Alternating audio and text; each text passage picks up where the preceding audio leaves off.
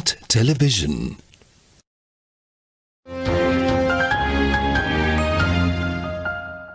Transitioning to a LIBOR-free world, is Sri Lanka ready?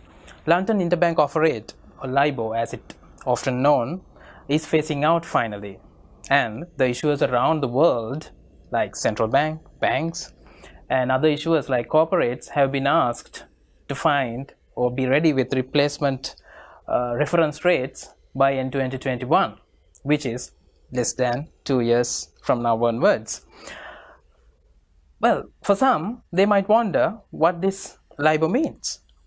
LIBOR is a worldwide benchmark rate which is widely used, which is famed and defamed also.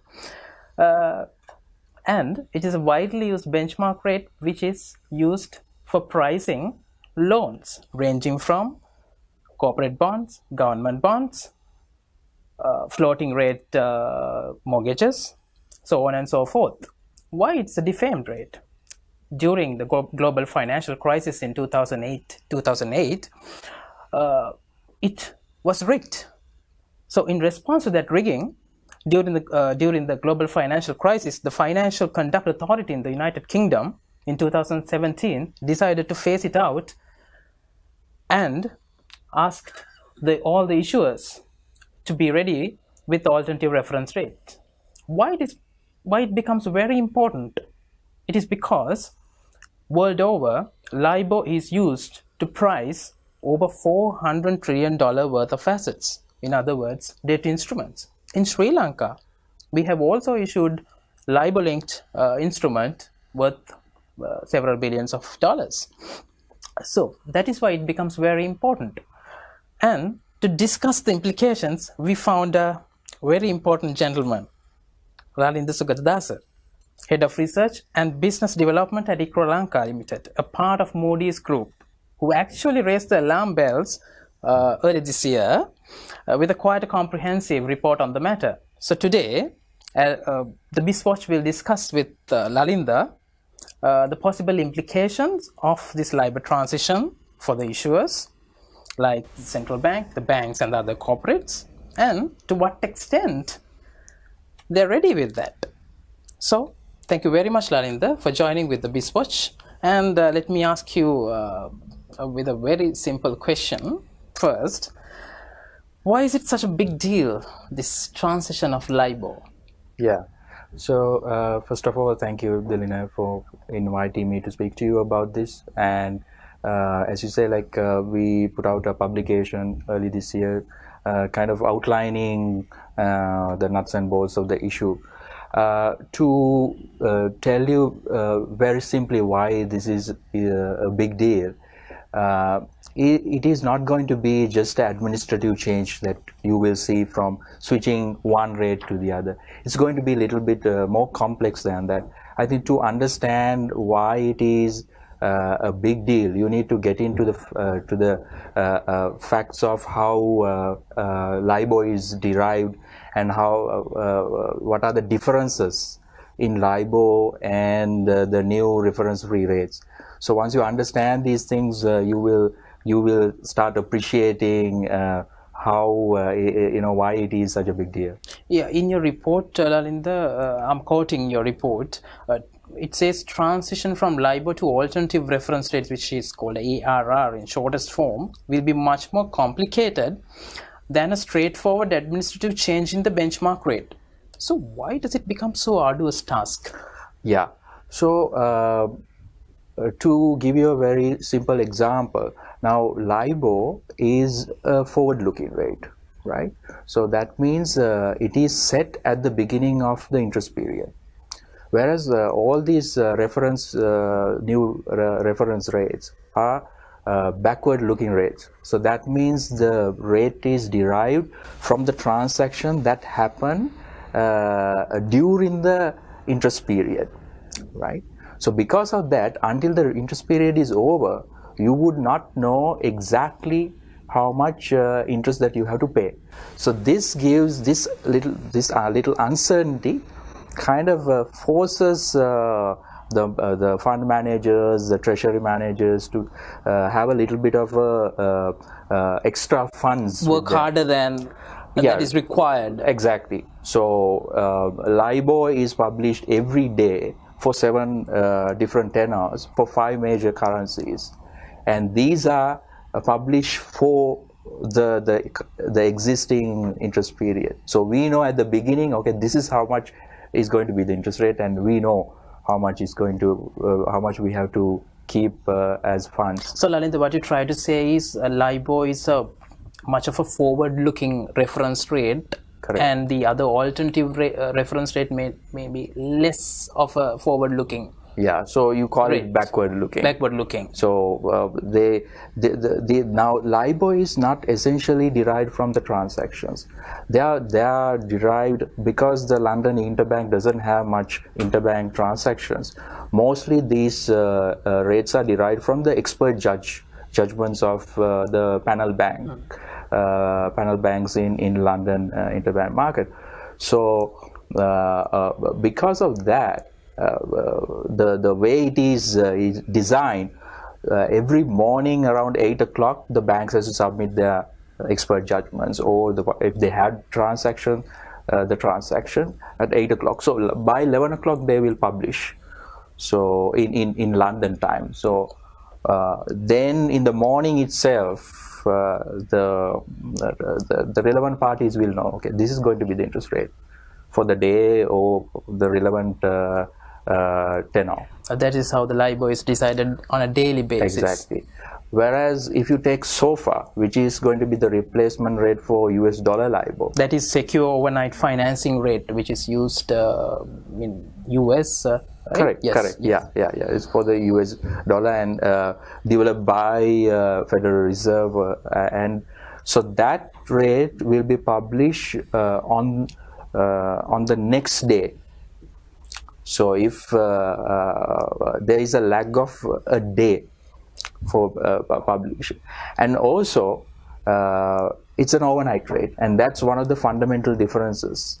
For LIBOR you have overnight rates, but you also have other tenors like 1 month, 6 months, 1 year. You have 7 tenors, but for SOFR you only have overnight rate. You don't find the other tenors under SOFR. You don't find other tenors. So the key bodies who's responsible for the transition has worked out some methodologies to work around this issue, but there is still the consensus has not reached. So that also adds some complexity. You're talking about the global context. Correct, global context, but Lalinda, let me interrupt you. There has been close to $300 billion worth of bonds have already been issued under SOFR. Correct.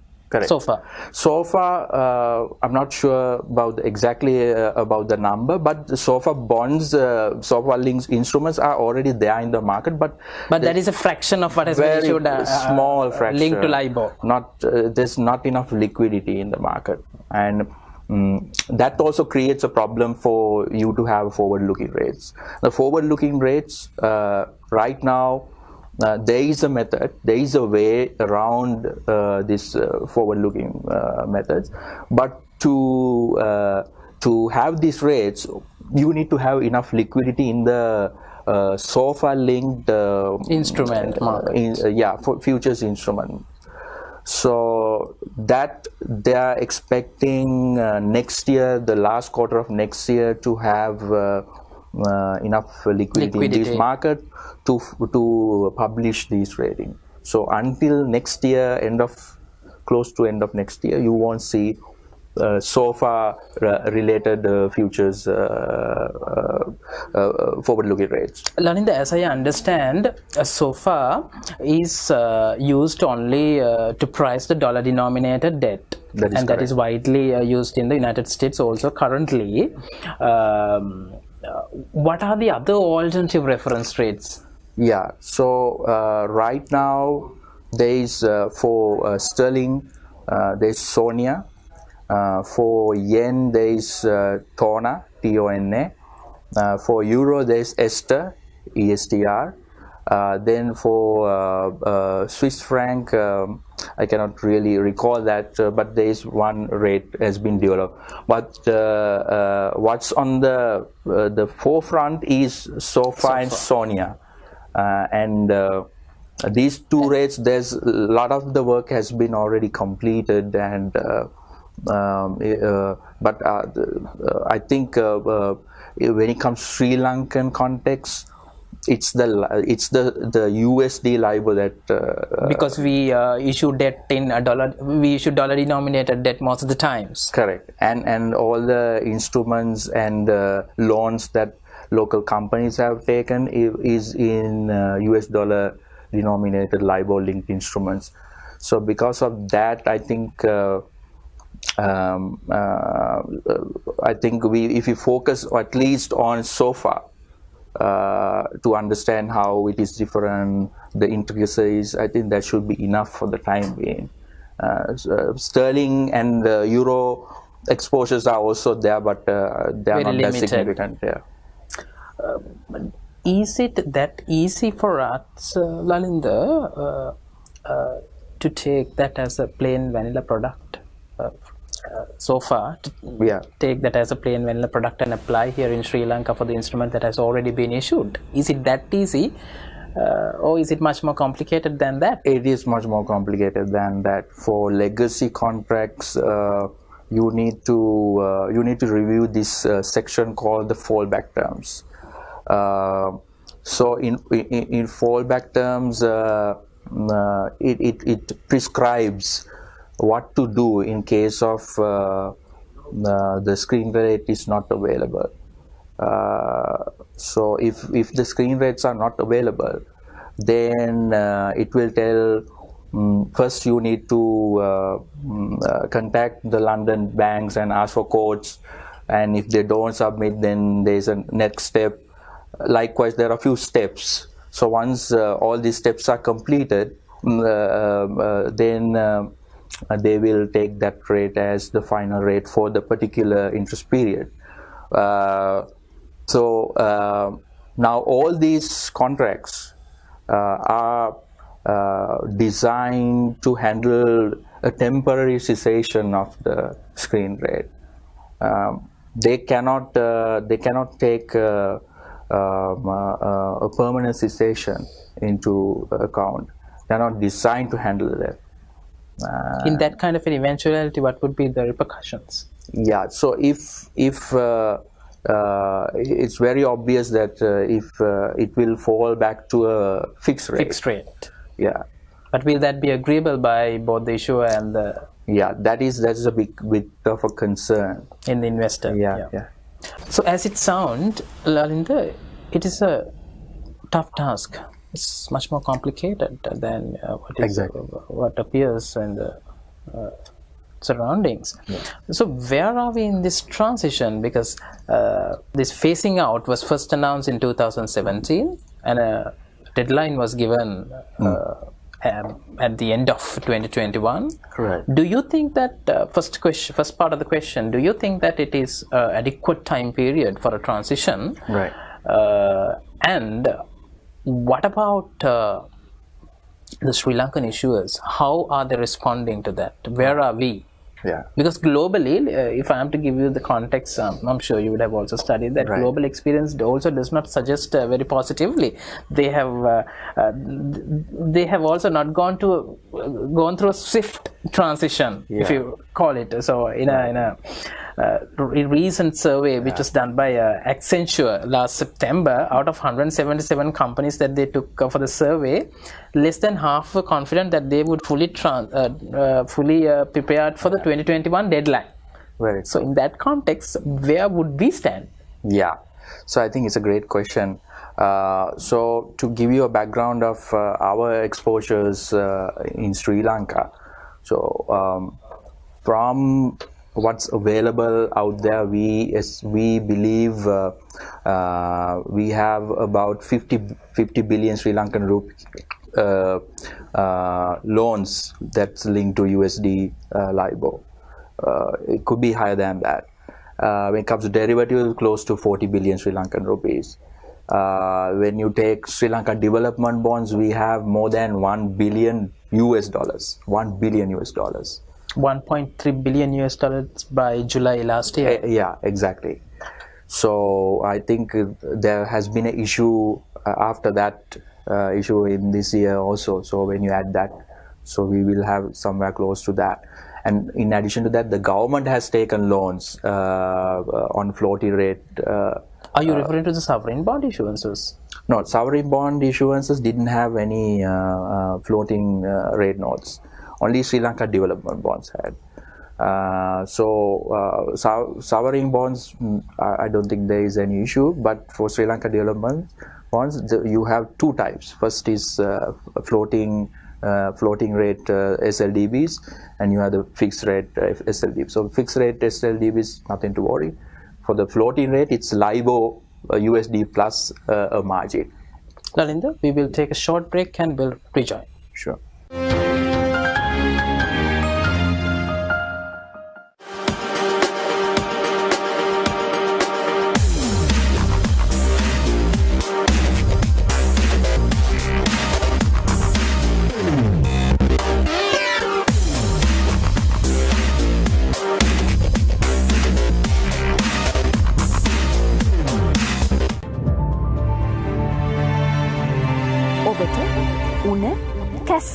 සෙම් ප්‍රතිශ්‍යාව, උගුරේ වේදනාව හෝ හුස්ම ගැනීමේ අපහසුතා වැනි රෝග ලක්ෂණ ඇතනම් වෛද්‍ය උපදෙස් ලබා ගන්න.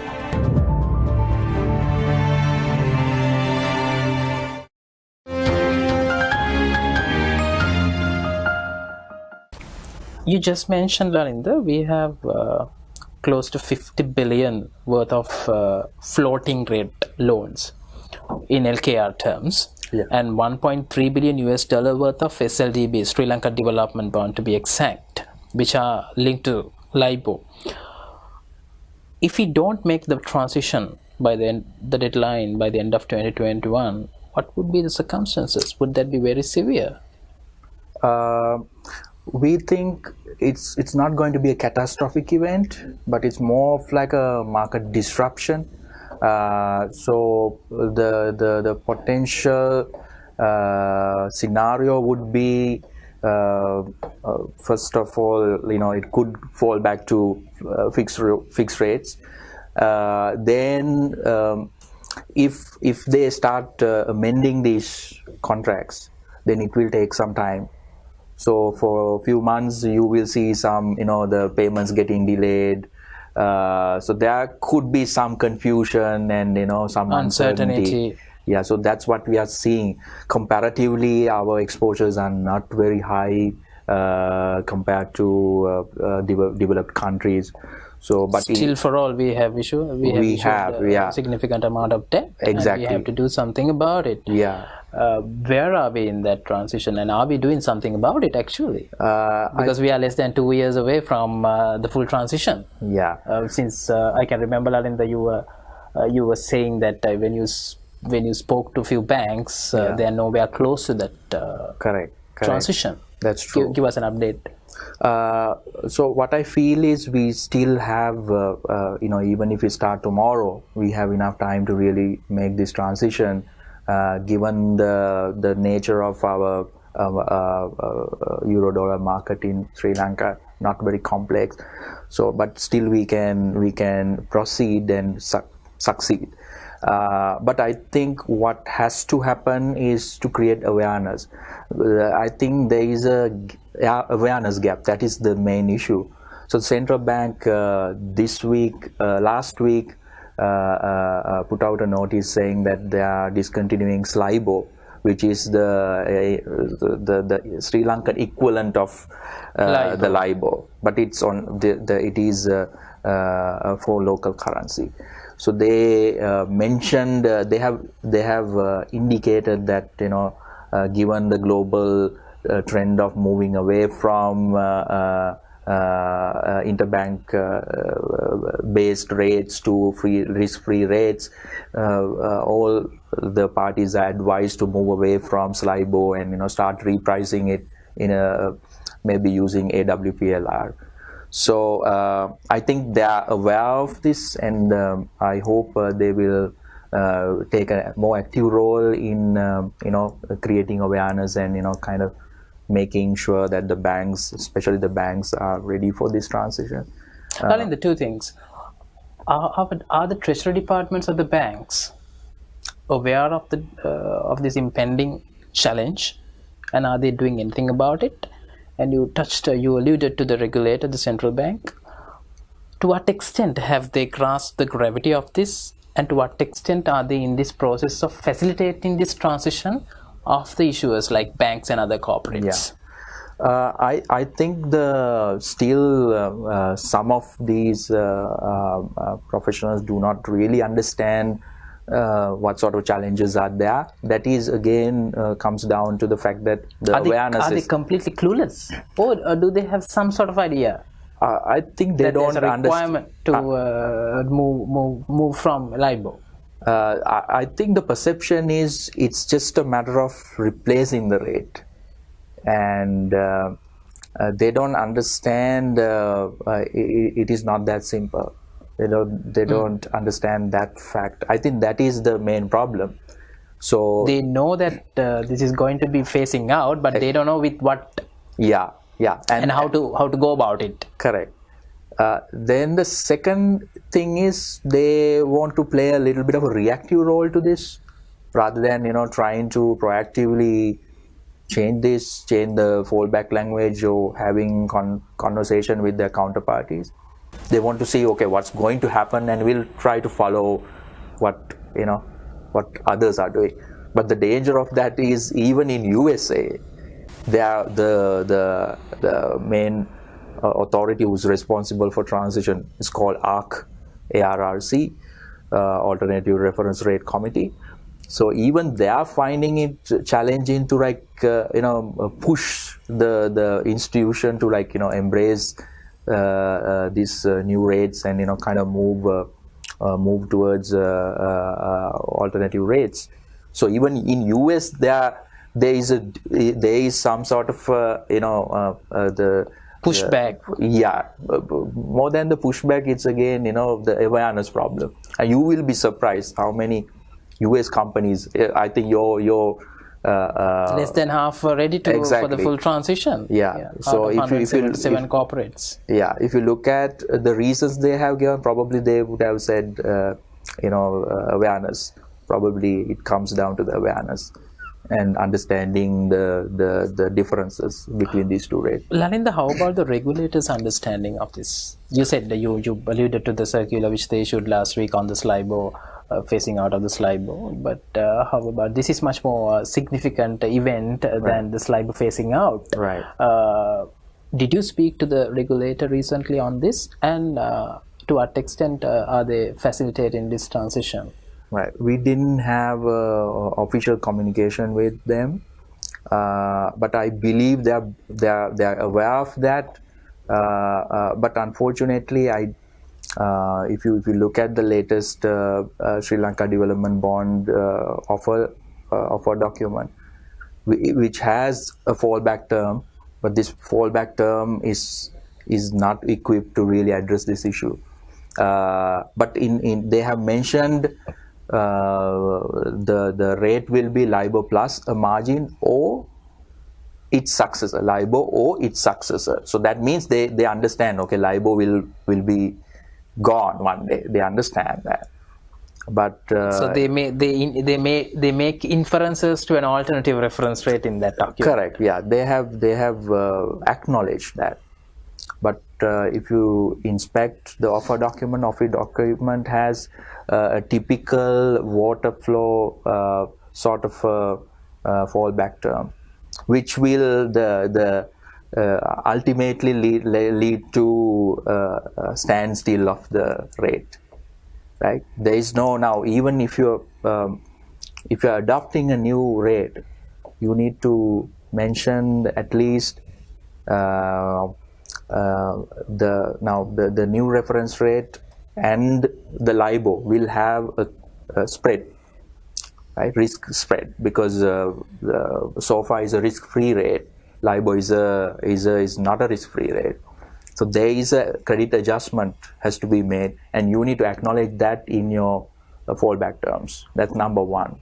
Number two is like you need to address a permanent cessation of LIBOR. So these two issues are there in the Sri Lanka Development Bond offer document. Okay. One of the pertinent questions would be in this discussion, Lalinda, for the man in Sri Lanka who has a personal loan or a credit card or any other mortgage-backed facility, he might want to know, will this transition has any impact on his loan installment going forward? Right. What's your response? Very unlikely. This is going to be mainly affecting large-scale corporations who wants to have dollar-denominated loans or even raise large ticket size funding. Yeah. And who wants large ticket size funding from a dollar denominated currency. Exactly. And also derivatives, people who wants to be hedging their whatever the positions they have. I don't think it's going to trickle down to that level. You also mentioned, Lalinda, that there will be certain implications on the derivatives. Yeah. Can you be more specific on that? Yeah, I think it's an important point. For loan products, there's a different set of problems. For derivatives, operate in a different manner. So because of these reasons, they have adopted different methodologies, right? For example, credit adjustment for loans, there is a different methodology. For derivatives, there's a different methodology. So this can create some basis risk. So the more divergent the approaches are, the more likely to have a basis risk. And this is the implication for the derivatives. We will right back after this short break.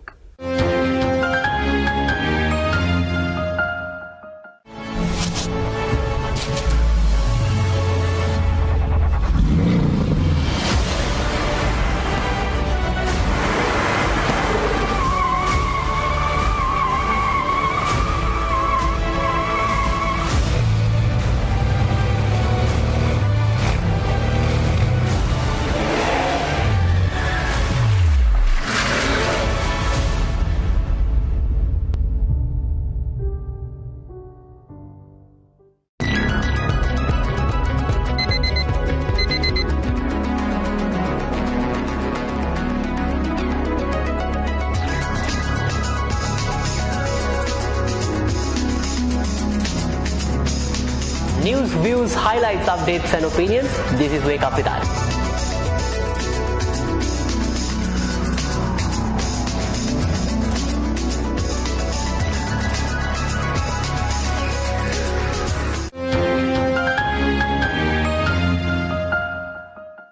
Let's join the final and the third part of our interview with Lalinda on the transitioning from LIBOR. Lalinda, you touched on the implications on the derivatives, and you also alluded to a thing called basis risk. I would be happy if you could more specific on what the basis risk is. Right. For loan products, for the credit adjustment, the methodology they are going to use is a 5-year median of the 5-year look back from the day of the cessation of LIBOR, right? So if it's 31st December that they are going to stop publishing LIBOR, you will look back 5 years and you will take the difference between SOFR and LIBOR for last 5 years, and you take the median of that. And that's going to be a static spread. That means it's not going to change, and it will be applicable all throughout. And for derivatives, that spread is going to be immediate and effective. But for loan products, there will be a transition of 1 year. So if the difference between these two is going to be, let's say, 2 basis points, 20 basis points. This 20 basis points will be applicable in a span of 1 year. It won't be applicable from the day one, right? So now you can see, like, you know, if you hedged your instrument on the same day against each other, right? So you will see, like, you know, one is moving in certain direction. It's not in harmony with the other. All right. So that can create a little bit of a basis risk for the parties. Is the reference rate under SOFA slightly less than LIBOR? Correct. Because LIBOR is not a secured rate. It has the credit risk embedded into that, whereas SOFA is a risk-free rate, nearly risk-free rate, and because of that there is a margin, and this has to be adjusted. Okay. So, Lalinda, it appears that the transitioning is a bumpy ride for the issuers, the central bank, regulator, and the other issuers. So, what do you recommend in order to ensure that process a smooth one? Because we are talking about less than 2-year time horizon. Yeah. So, if we are still in the very early stage of that transition, we need some guidelines, right, in order to ensure that you don't actually fall back. So what can you advise? You are very correct on this. You know, it's a messy business, and one reason why it is messy is it's the people who envision this transition. They wanted to make it a voluntary thing. The industry will voluntarily embrace these things, and right now there's not much of a pressure from the administrative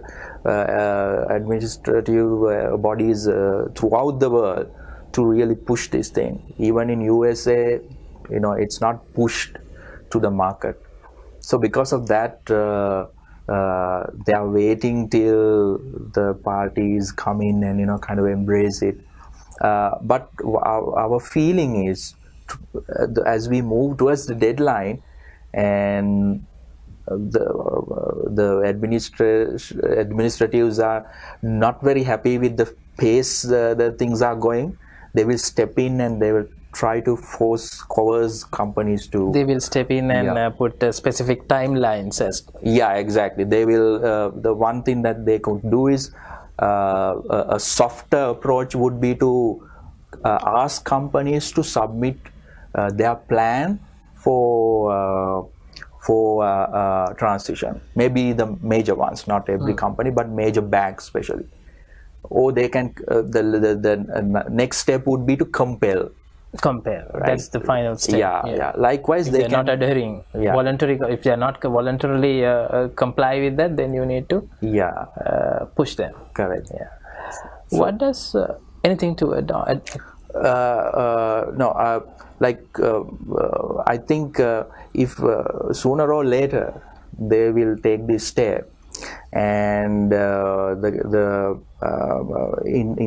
the sterling market, I think there has been some steps taken, but when it comes to SOFA front, New York Fed hasn't taken a very firm stance yet, but probably in next few months we will see what they are going to do about Lalinda, but do you think the same amount of rigorousness from the point of view of the central bank as the regulator, as they did show in pushing the banks toward Basel compliance in this particular instance? I feel the regulator is less rigorous compared to the Basel compliance. Yeah. Is it the case? That's what I see, but I mean, you may have a different idea. I think you are right on that. For Basel, it's more of like they took a very firm stance and said like you need to adopt these things. And they set specific time frames. Very true. One reason why central bank is not doing anything regarding this issue at the moment is because probably even in US there are some things they need to hash out. For example, this fallback language. They have released the recommended fallback languages for so far, and these will go through some iterations, until the final one comes in. So what you try to say is there's still a little bit of ambiguity in the case of fallback language. Very true. You need to iron them out and you come up with a very strong statement, and then yes. Exactly. So the consensus has not reached even in US. But I don't think it's too late, too early for the central banks to start creating awareness and making companies know that a change will happen. But do you believe that there has to be a little nudge from the regulators? In this instance, I think it might help for companies to really look at this a little bit more seriously. And continuous to remind them about the deadline. Exactly. Yeah. So I don't think any harm will come from getting ready for this. Because anyway, eventually this is going to happen. Yes. So the administrator for issuing LIBOR is called ICE, Intercontinental Exchange, along with BBA, British Bankers Association. They have clearly said it's going to go away. But we might not see a dead stop. We might see they will say, okay, from this day onwards it will no longer, we will not assure its representativeness or something like that, and they will start keep publishing it for maybe few more months. But that could be a zombie rate, you call it a zombie rate, because BBA will not, or ICE will not compel the London banks to submit. So banks might not submit. So whatever things that they have, they will start using those data to compile LIBOR. In this transition and full adoption of a new reference rate also brings with a new set of challenges for the banks and the issuers, other issuers. Something like the knowledge gaps would certainly exist, because people have gotten used to LIBOR for a very long time, and now they are going to use it another new reference rate, and the bookkeeping and trading software might need upgrading, right? And modification of the treasury management systems and so on and so forth. I mean, this means money. You need more investments. Correct. And how do you think that, based on your recent calls with the banks, how do they respond to that? Do they take it very positively, or do they complain? I got mixed feelings from them. What we feel is like when it comes to technological front, maybe the banks might not need to invest heavily on that, because right now also the treasury management systems are not not complex or automated to the extent what we see in US and UK markets. Some most spread some banks might use spreadsheet based systems. But even with these systems, you need to do a little bit of modifications, and it's worth looking at these things from the new product perspective. And it's going to be challenging, because the way a SOFA loan would operate is going to be completely different to how a LIBOR linked loan would operate, so the new documentation, processes, systems has to be redesigned, rethought, and these might take time. They need to study the methodologies, and also they need to include for their future loans, they need to include very robust fallback language. So they need to study the recommended fallback language and try to adopt these things. And also they need to keep a tab on their LIBOR exposures, the current LIBOR exposure that goes beyond 2021. Right? If it falls behind 2021 towards if it before the deadline, then you don't have to worry that much. In SLDB, we have some exposure beyond 2021. Yes, right? That's the exposures that I mentioned in the beginning is the exposures that goes beyond 2021. So those are the exposures. So in those cases, this fallback language becomes very critically important. Very critical. And in certain contracts, you might not have a fallback language at all. So how are you going to tackle those issues? Yeah, that could trigger legal issues as well. Very true. So this basically every instrument is a contract. Financial instruments are contracts. So you need to amend these contracts. You need to go through the proper legal process. And that is the problem. This might take some time. You need to get the consent of parties, and for bonds it's going to be especially challenging because you need to get the 100% consent to change the bond document from the investor. Exactly, from the investors, and that so you have 100 because you have issued bonds at a floating rate, and if the fallback language says that it boils down to it falls back to a fixed rate loan, the investors may not be totally happy about it. Yes. Finally, Lalinda, what the banks who are the largest issuers and the other corporate issuers can do, and what are some of the measures that can be taken by them in order to ensure a swift and a smooth transition by the end of next year? The first step any corporate or a bank should do is to evaluate their exposures that goes beyond 2021 by instrument type, by the currency, by maybe the buyer type. Likewise, you need to compile a full list with proper categories. Then the second step would be to quantify it, to understand by each category how much exposure is there.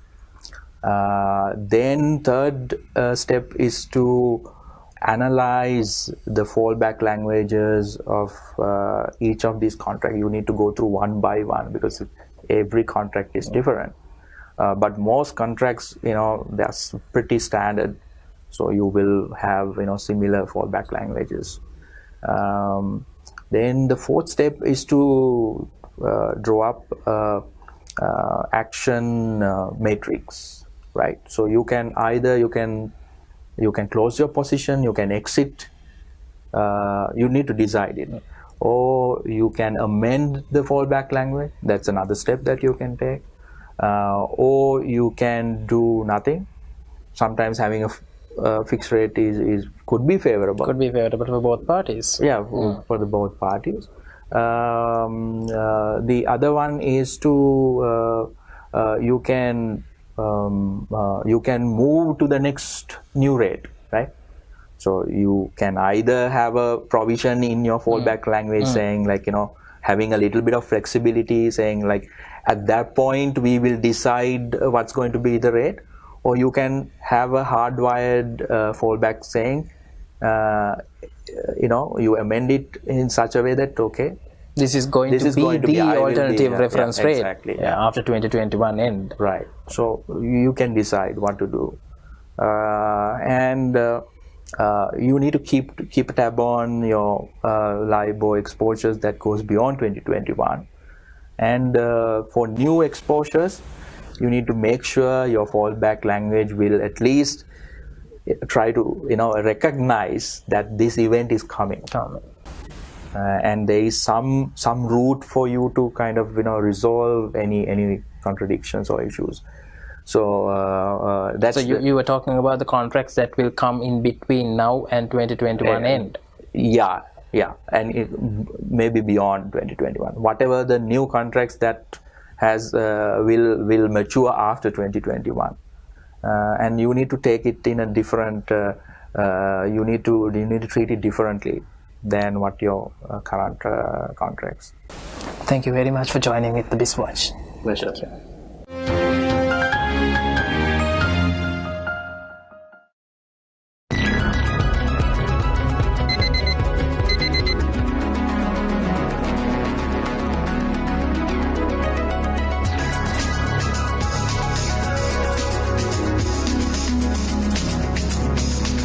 News, views, highlights, updates and opinions. This is Wake Up With Us.